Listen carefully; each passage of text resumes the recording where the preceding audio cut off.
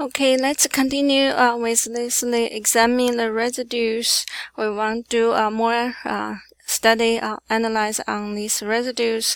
As the definition, the residue equal to the data minus model. So basically we say use the model, the predicted value, and then the real data minus this predicted value that give us the residue.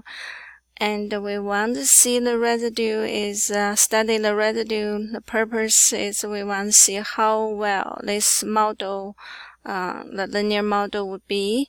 If it's a great if it's a great linear model, then we can do more predictions without any concern.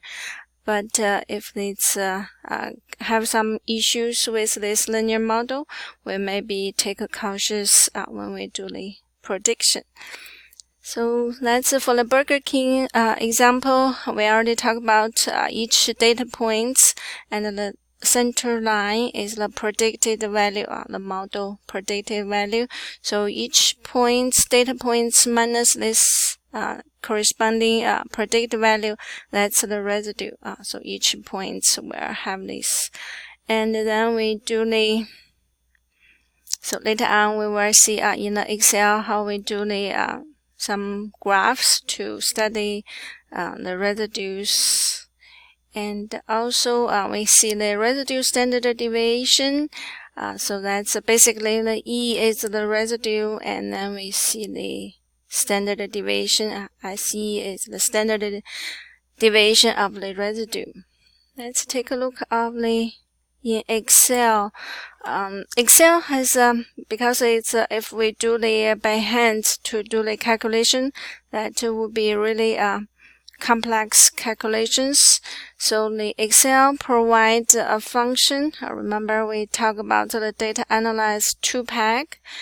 So in the data, in our data, so this is the Burger King example. Under data, there's data analyze, and in this one, so you look at up and down, and there is this regression. So that's basically where do the data regression analyze, and click OK.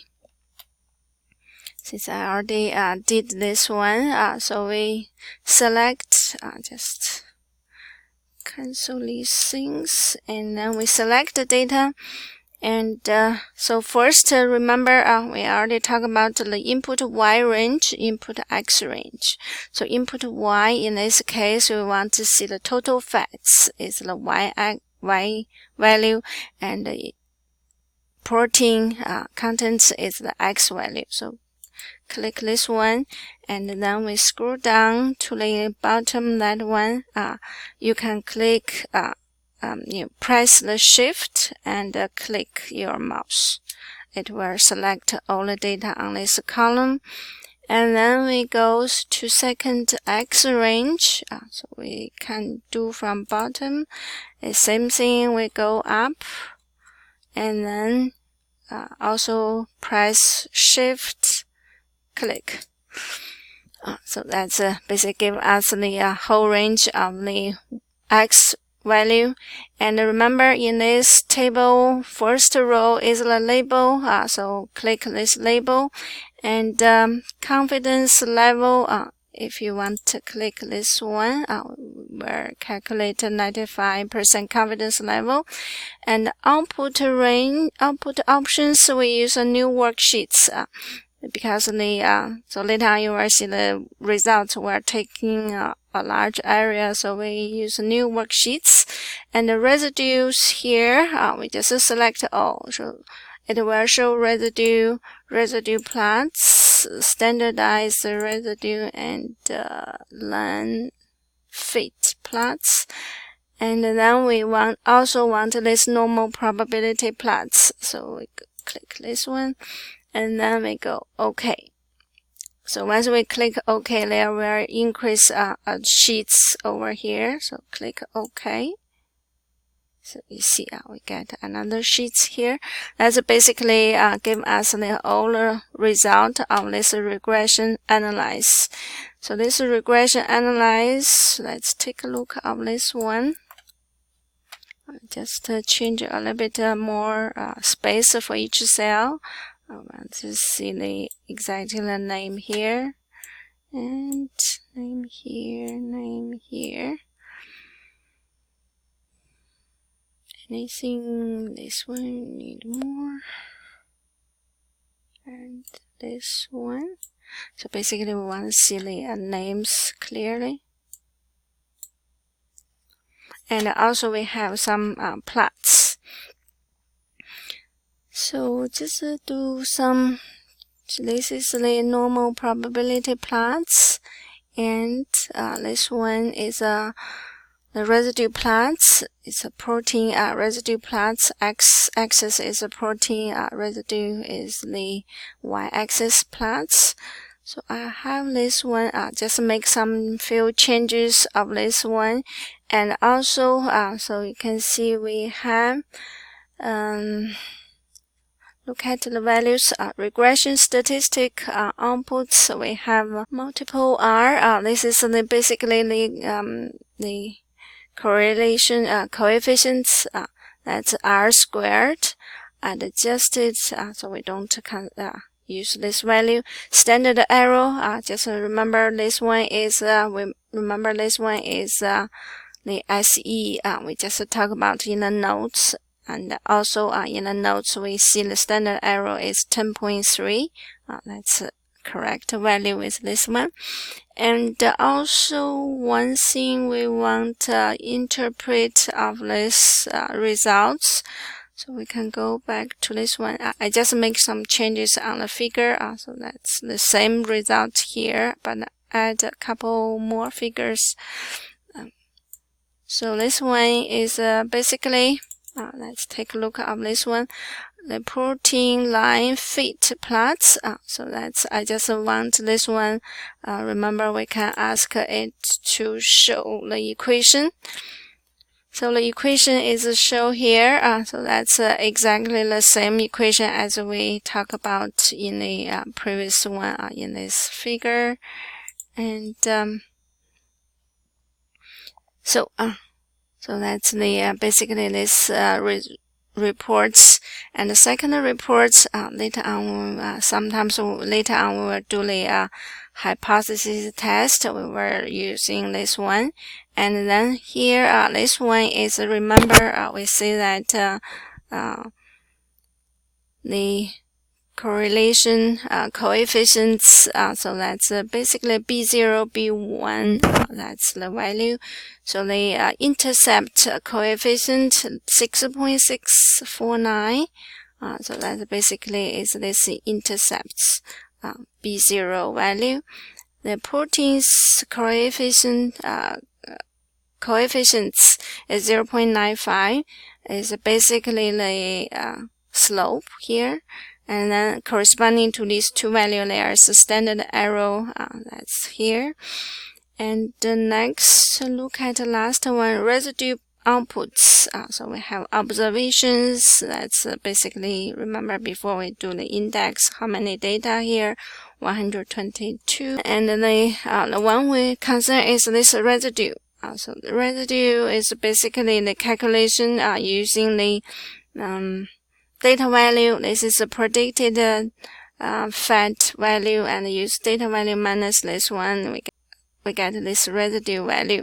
So that's a whole residue value, 122 residue value. That's basically corresponding to each data value. We get the residue value, and so that's basically that's this model. So you can see this model is basically this plots of this residue versus this protein. And this one, so we talk about the residue plots. We want this residue be random numbers and without any patterns. Their distribution has no patterns on this plots.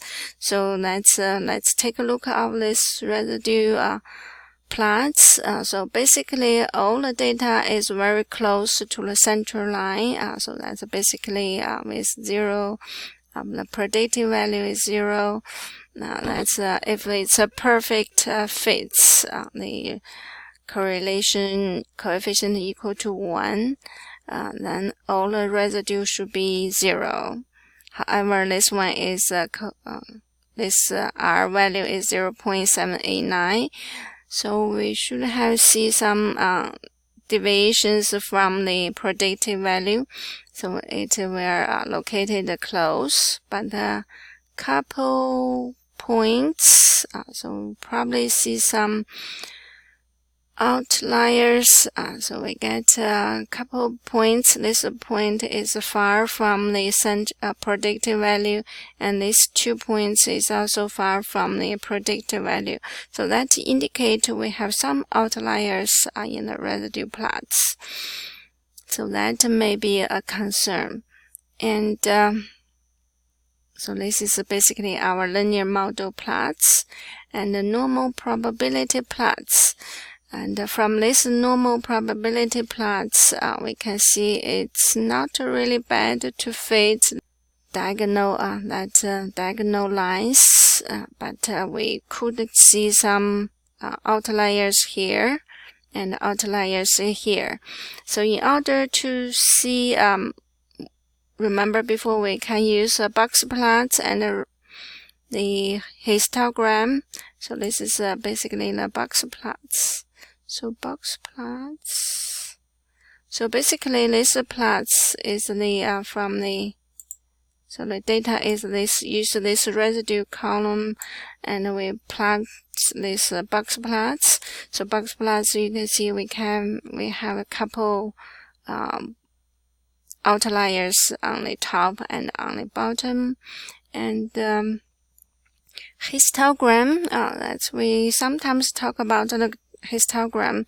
This one is if we use like set the bin number is 8, it looks more symmetric with a unimodel, so that's the center, and then not perfect unimodel symmetric, but it's a fit normal distribution. But if the bin number increases, we will see more problems. So it's not really using these two, but this one and this one to do the normality test on the residue. Come back to the notes. We can see on the standard residue standard deviation 10.3, which is the same as our regression analyze results. And also we did see some outliers in the residue box plots. We have 4 outliers. So this one is basically say the residue of analyze give us the points that this regression line is not a perfect fit. It's not a perfect linear model for this Burger King example. So once we use this one, so interpret those values, read those notes, and once we use this model, we need to be cautious. So that's basically the conclusion is we say proceed using this model with cautious. That's all we can do for the residue analyze. Thank you.